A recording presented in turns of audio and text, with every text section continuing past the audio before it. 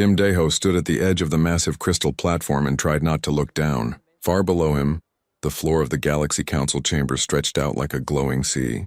Above him, hundreds of alien beings sat in floating seats that moved around the curved walls like slow-moving stars. His hands were sweating inside his diplomatic gloves.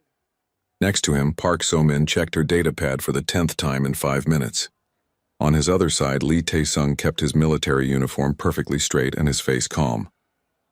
But Daeho could see the small muscle jumping in Tae-sung's jaw. They were the first humans to ever stand here. The first humans to speak to the Galaxy Council. The weight of representing all of Earth pressed down on Daeho's shoulders like a heavy blanket. The Vorthak matriarch floated in the center of the chamber. She was ancient beyond human understanding, her crystalline body glowing with soft blue light. When she spoke, her voice filled the entire space without echo. "The beings called humans have requested membership in our council," she said. "They come from a small planet in what they call the Sol system. Let them speak of their world and their people." Daeho stepped forward. His voice amplifier clicked on, and suddenly his words would carry to every corner of this vast space, to every alien species that had ever dreamed of the stars. "Honored council members," he began, his voice stronger than he felt. "I am Kim Daeho speaking for all humanity. We come from a planet we call Earth. It is the third planet from our sun." He paused and looked around at the alien faces watching him. Some had eyes like jewels. Others had no eyes at all. The Kethran delegate looked like living rock, while the Xylothian representative seemed to be made of flowing gas contained in a clear suit. "Our world is beautiful," Daeho continued. "It has great forests and high mountains. It has hot deserts and cold ice caps. But most of our planet is covered in water." The chamber remained quiet, but Daeho noticed something strange. The alien delegates had stopped their usual small movements. The floating seats had slowed their gentle drift. Even the soft background hum of the translation machine seemed to pause. So-min stepped forward slightly. As their xenobiologist, she had prepared for questions about Earth's life forms. "Our oceans are vast," she added helpfully. "They cover about 71% of Earth's surface. We have countless lakes and rivers too. Water flows freely across our land." Now the silence became absolute. Tae-sung frowned. In all their preparation sessions, no one had told them that mentioning water would cause this reaction. The military attaché's training kicked in, and he began scanning the chamber for signs of trouble. The Kethran delegate was the first to move. The rock-like being's translation device crackled to life with a sound like grinding stone. "Translation error," it announced. "Repeat statement about liquid coverage." Daeho looked at So-min, then at Tae-sung. Neither of them understood what had gone wrong. "There's no error," Daeho said carefully. "Most of our planet's surface is covered with liquid water. Oceans, seas, lakes, rivers. Water falls from our sky as rain." A sound rippled through the chamber that the translation systems couldn't handle. It might have been gasps of shock or cries of disbelief or something else entirely. The floating seats began moving faster, alien delegates turning to speak rapidly to each other in their own languages. The Xylothian Chancellor's gas form swirled violently inside its containment suit. "Impossible," it declared. "No planet can maintain surface liquid water. The energy requirements alone would strip any atmosphere within millennia." "Water is corrosive," added the Kethran delegate. "It dissolves everything it touches. No civilization could survive on a world covered in active solvent." So-min's scientific training took over. She activated her datapad and projected holographic images of Earth into the air above them. Blue oceans sparkled in sunlight. White clouds swirled over green continents. Rivers wound like silver ribbons through forests. The chamber erupted. Alien voices rose in dozens of languages. Translation systems overloaded and began producing nonsense words. Several delegates left their floating seats and moved closer to examine the hologram. The Vorthak matriarch raised one crystalline arm, and gradually the chaos settled. "These images," she said slowly, "they show impossible conditions. No world can exist as you describe." Daeho felt his diplomatic training desert him. How do you explain something as basic as water to beings who apparently had never seen it? "I don't understand the problem," he said honestly. "Water is everywhere on Earth. We drink it, we swim in it, we use it to grow our food." "You drink it?" The Kethran delegate's voice cracked with static. "You consume liquid water?" "Directly?" "Of course," So-min said. "Humans need about 2 liters of water every day to stay healthy. We bathe in it too. and water our gardens, and wash our clothes. And she trailed off as she realized the entire chamber was staring at her in what could only be horror. An elderly delegate from a species Deho didn't recognize spoke up. "Young beings, do you understand what you are claiming? Water is the most precious substance in the galaxy. Wars have been fought over ice asteroids containing mere tons of frozen water. Entire civilizations rise and fall based on their ability to extract moisture from dead worlds." Tae-sung stepped forward, his military instincts telling him this situation was spiraling beyond their control.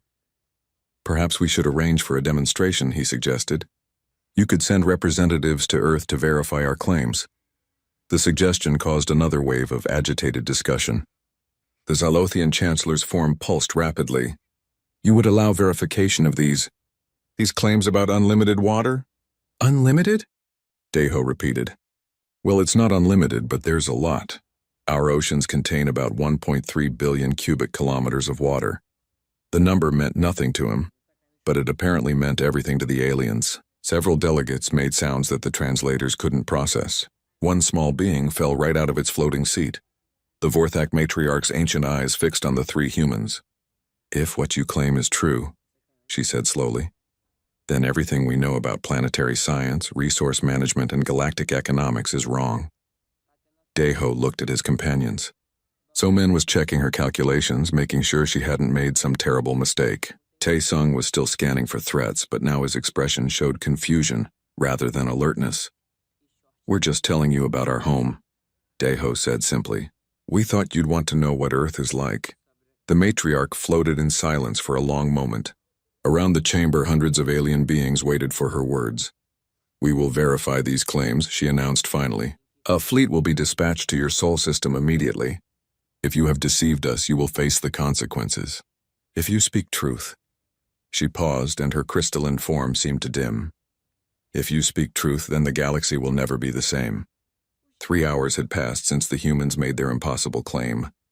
The Galaxy Council chambers buzzed with emergency activity. Floating seats moved in rapid patterns as delegates huddled in groups, speaking in urgent whispers.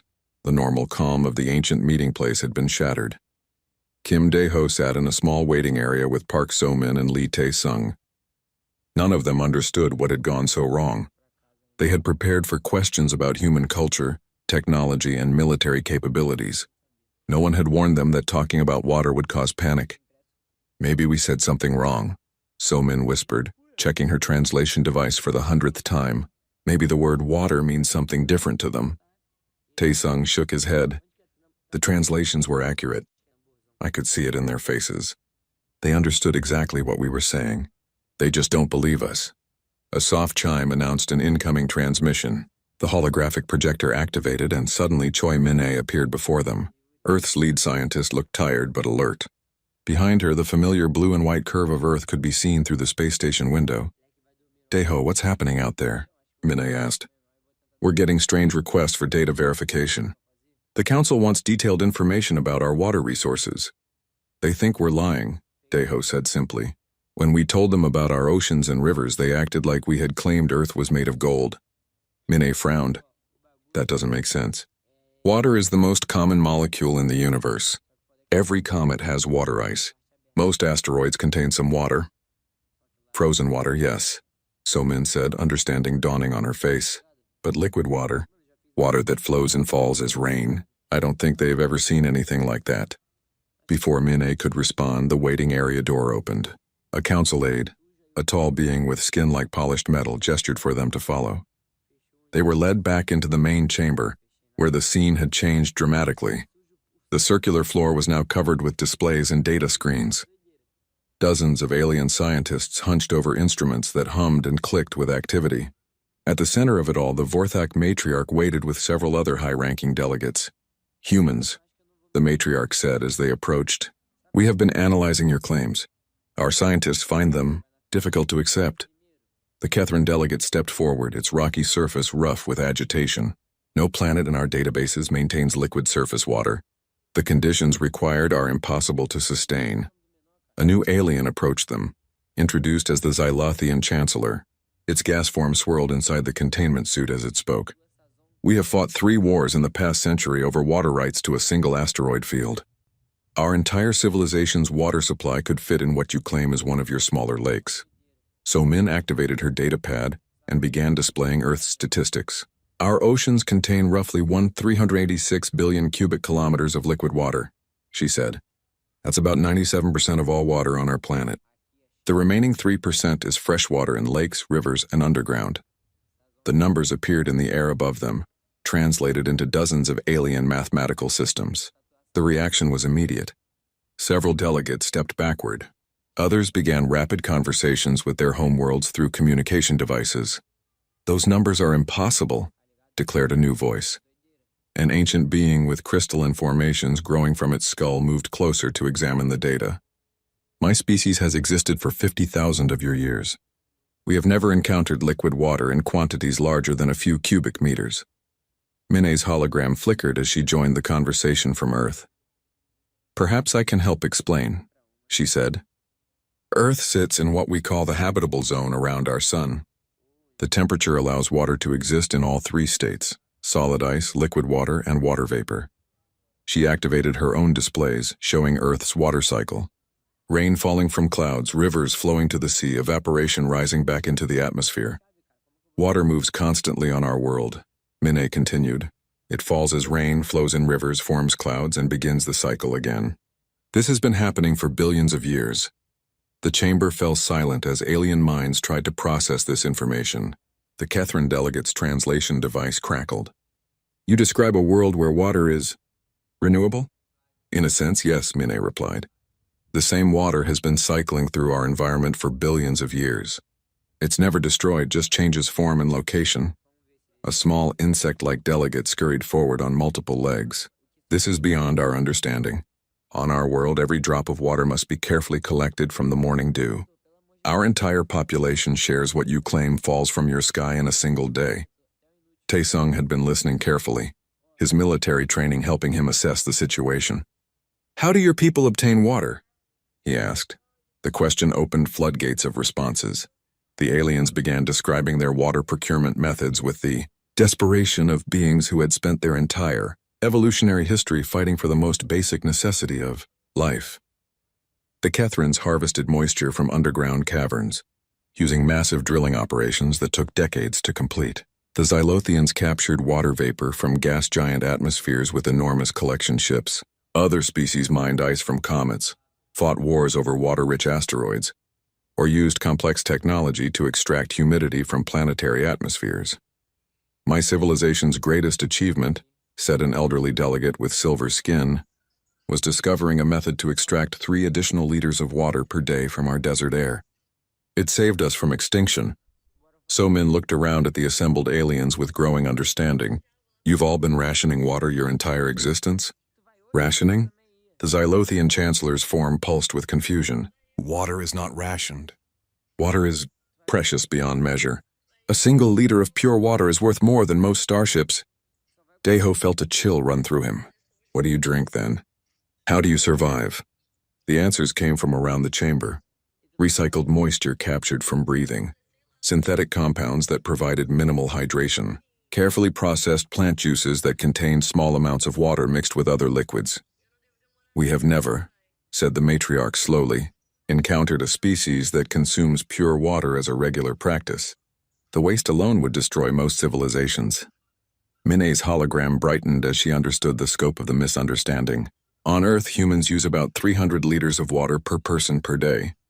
We drink it, cook with it, clean ourselves with it, water our plants. She stopped speaking as she realized the effect of her words. The chamber had gone completely quiet. Several delegates appeared to be experiencing some form of shock. 300 liters, whispered the Catherine delegate. Per day, per person. That's more water than my family uses in a year, said another voice from somewhere in the chamber. The Vorthak matriarch floated higher, her ancient voice filling the space. If these claims are verified, the implications are staggering.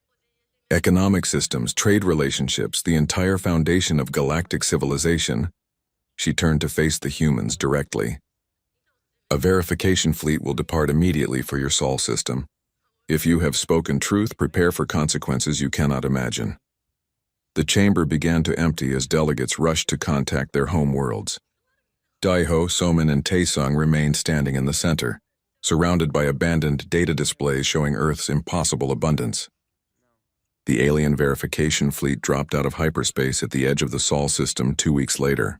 27 ships from different species had made the journey, their hulls gleaming against the starfield. Each vessel represented a civilization that had never seen liquid water in quantities larger than a laboratory sample.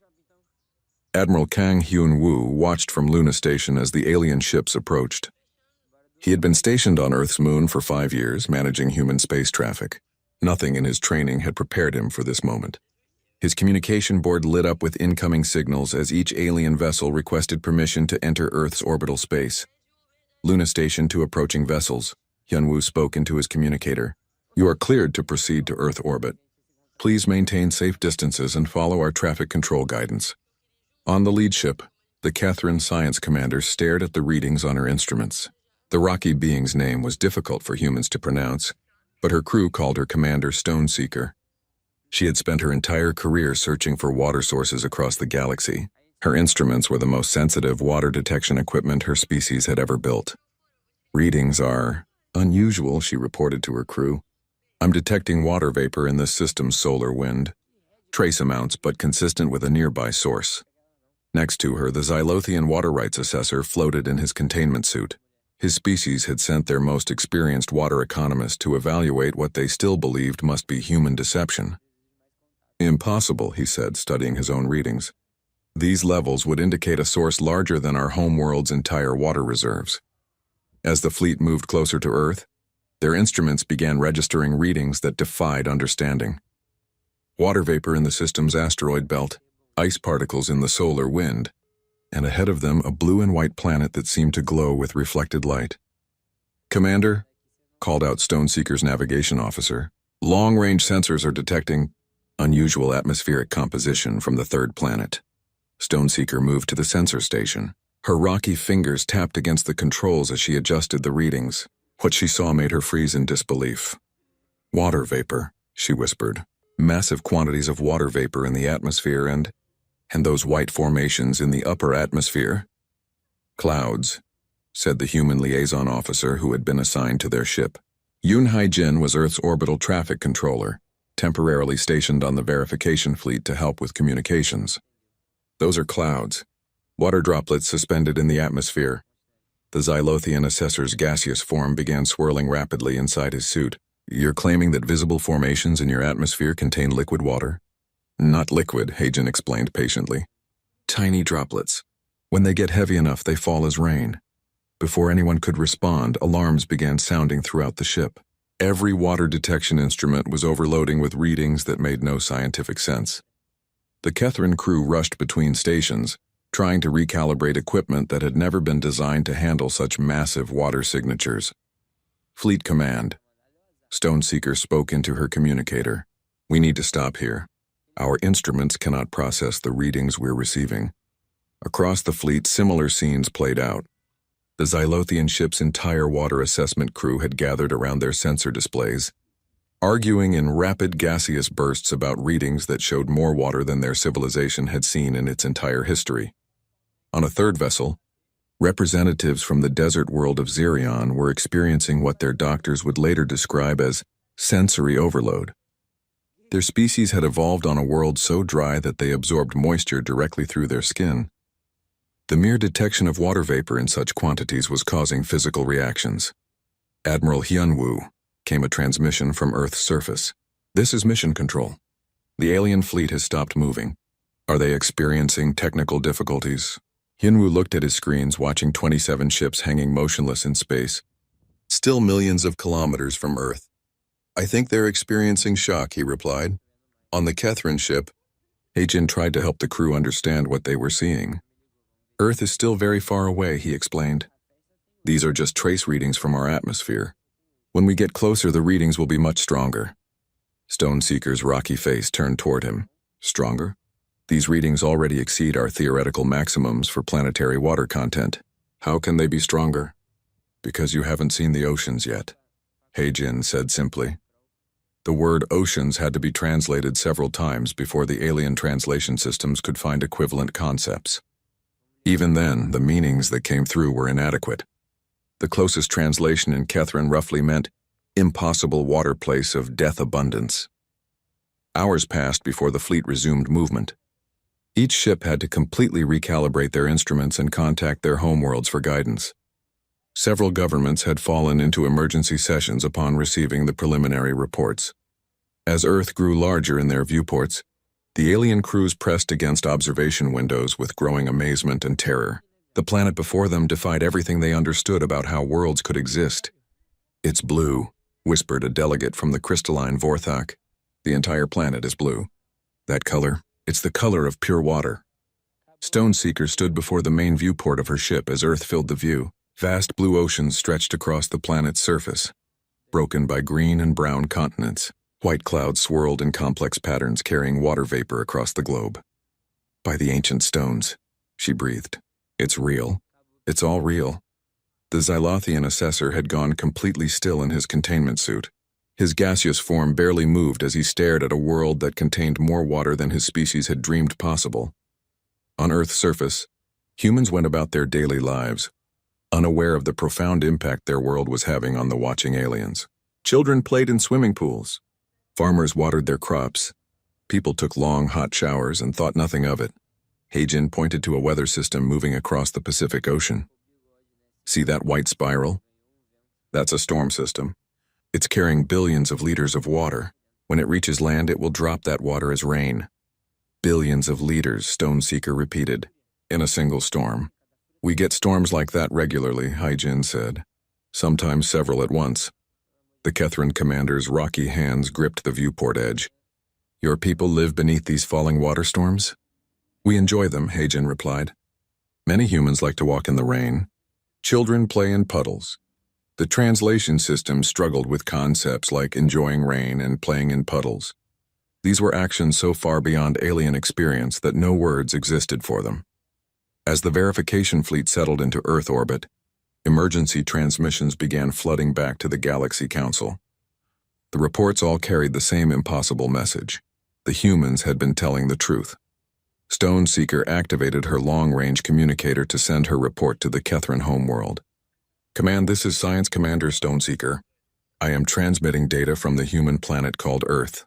She paused, knowing that her next words would change her civilization forever. The humans were not lying. "This world contains water beyond our ability to measure.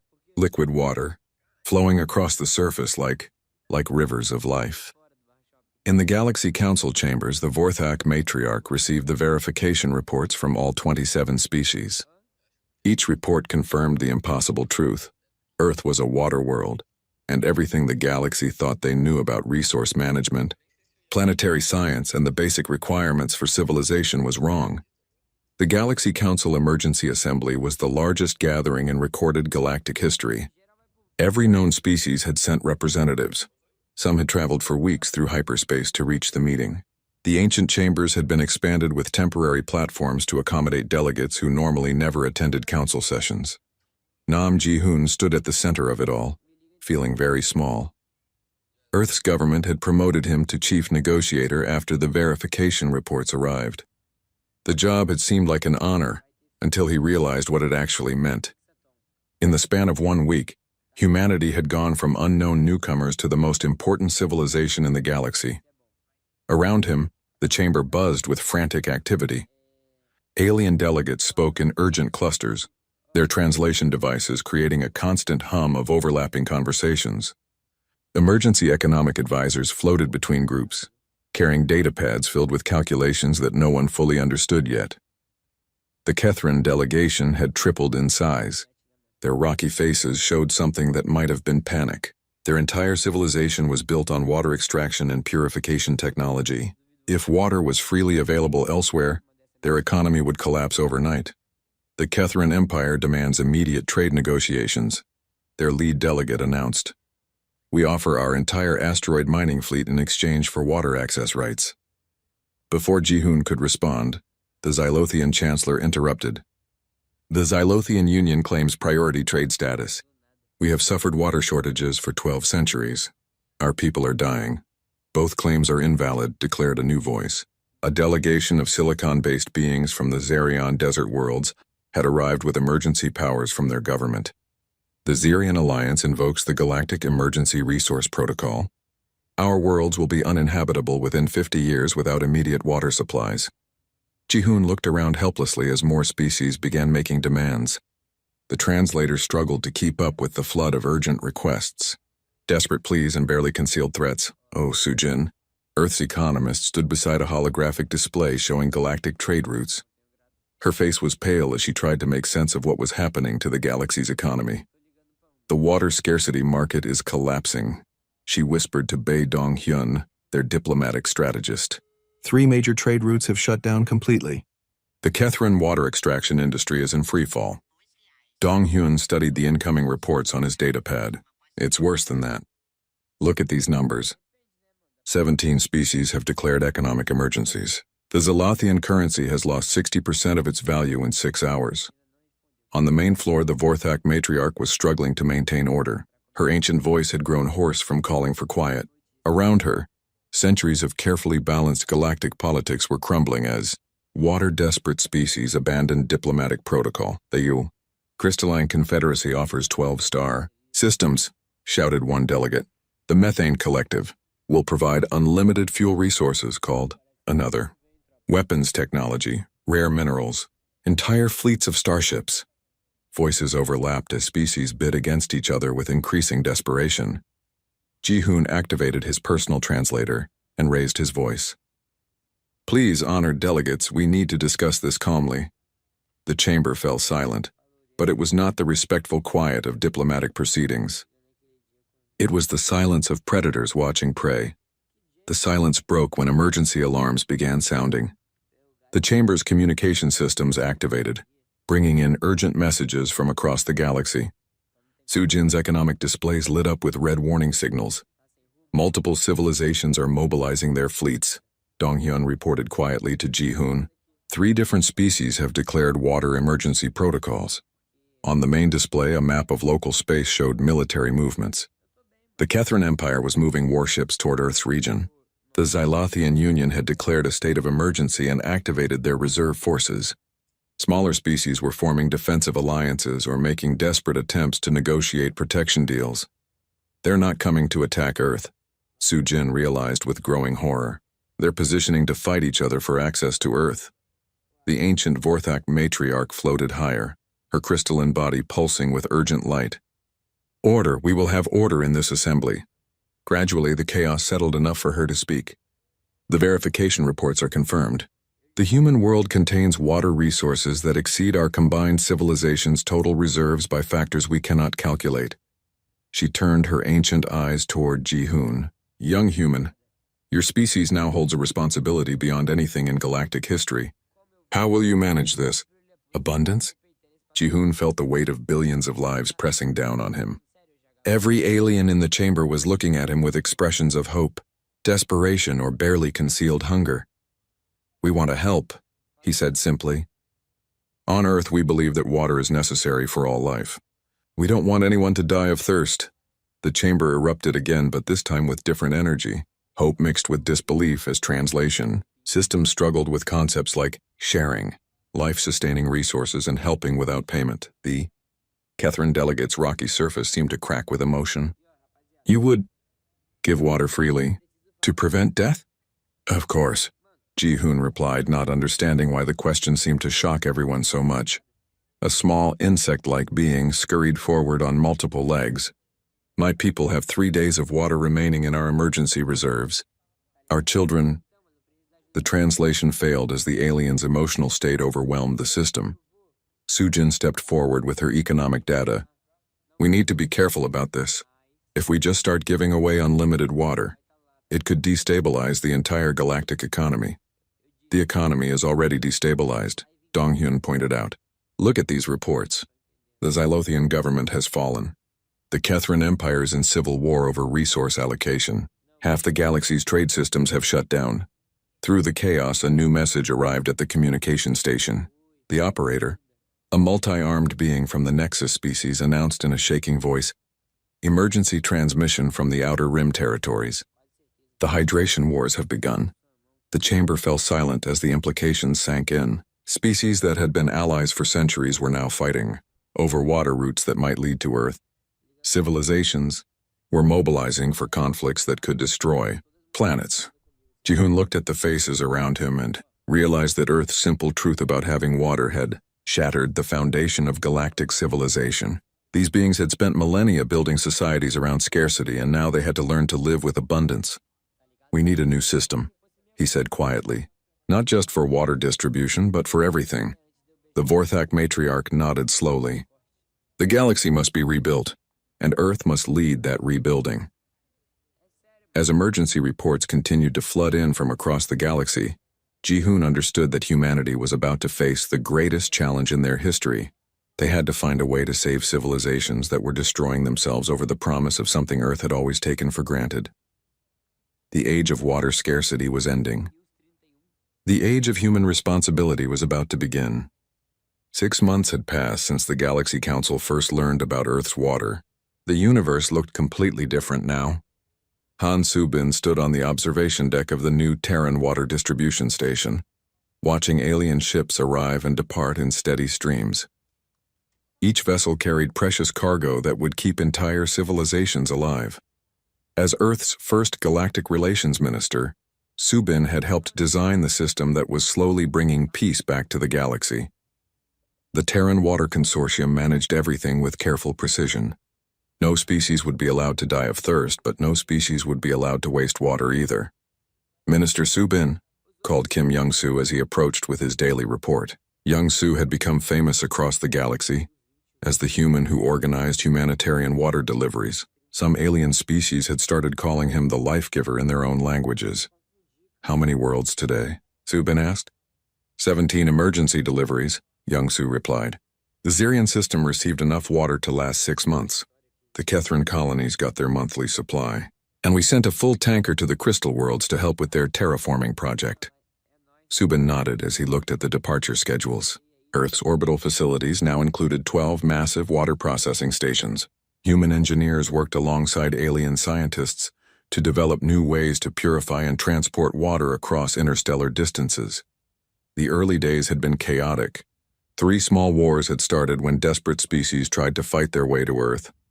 The hydration wars, as historians were calling them, had ended only when Earth demonstrated something the galaxy had never seen before: unlimited generosity. Instead of choosing sides or defending themselves, humans had simply started giving water to everyone who needed it. Free water to dying worlds, affordable water for basic needs, regulated water for industrial use. The concept of sharing life's most basic requirement had been so alien that it stopped the wars out of pure confusion. "The Kethran delegation is here for their monthly meeting," Young-soo mentioned. "They want to discuss the partnership expansion." Soo-bin smiled. The Kethrans had been the biggest surprise of all. Instead of collapsing when their water extraction economy became worthless, they had partnered with Earth to become the galaxy's best water distribution experts. Their mining ships now carried water instead of searching for it. In the conference room, Commander Stoneseeker waited with her team. The rocky Kethran leader had changed significantly over the past months. Her defensive posture had relaxed, and her translation device no longer carried the constant stress markers that had been present during their first meetings. "Minister Soo-bin," she greeted him. "We have completed the new purification facility in the Centauri system. It can process ocean water from Earth and make it safe for silicon-based life forms." "Excellent work," Soo-bin replied. "How are your people adapting to the new economy?" Stoneseeker's rocky face showed what humans had learned to recognize as contentment. "Better than we expected. For the first time in our species' history, our children do not wake up worrying about water rations. Our scientists can focus on new discoveries instead of constantly searching for moisture." The meeting continued with updates from across the galaxy. The Xylothians had stabilized their government and were now using their atmospheric processing skills to help other species. The desert worlds were beginning terraforming projects that would have been impossible before Earth's involvement. After the meeting, Soo-bin walked to his office where Lim Hyun-ju was waiting with her research files. The xenosociologist had been documenting how human attitudes were changing alien civilizations. "The cultural shifts are remarkable," Hyun-ju reported. "Species that have been competitors for millennia are learning to cooperate. The concept of abundance is spreading to other resources too. She activated her holographic display, showing social changes across the galaxy. Look at this data from the Xylothian worlds. They're sharing atmospheric processing technology freely with other gas-based species. The Catherines are teaching mining techniques to anyone who wants to learn. Subin studied the information. They're learning from us. More than that, Hyunju said excitedly. They're improving on our methods. The Crystalline Confederacy has developed new forms of art based on the concept of plenty rather than scarcity. The Xerian Alliance is writing philosophy about abundance that human scholars are calling revolutionary. A soft chime announced another visitor. Kim Dae-ho entered the office looking tired but satisfied. The former first contact diplomat had become Earth's galactic ambassador, traveling between worlds to help establish the new order. How was the Outer Rim? Subin asked. Productive, Dae-ho replied. The three species that were fighting over the Hydra system have agreed to joint colonization. They're going to share resources and work together on terraforming. He sat down heavily in a chair. It's strange, you know. 6 months ago, we were just trying to join the Galaxy Council. Now we're rebuilding galactic civilization. Are you worried about the responsibility? Hyunju asked. Dae-ho considered the question. Sometimes. But then I remember that we're not ruling anyone. We're just sharing something we have plenty of.